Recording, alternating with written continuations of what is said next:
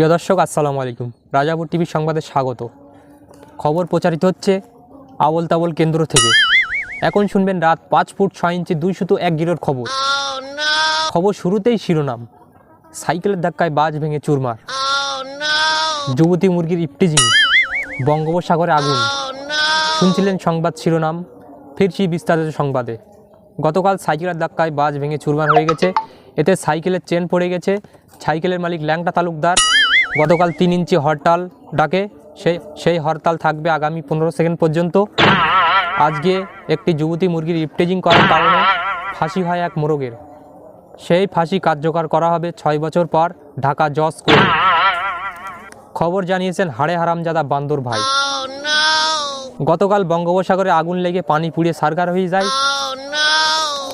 এতে মাছের কোনো ক্ষয়ক্ষতি হয়নি। শ্যাওলা করা নিরাপত্তার জায়গায় আছে।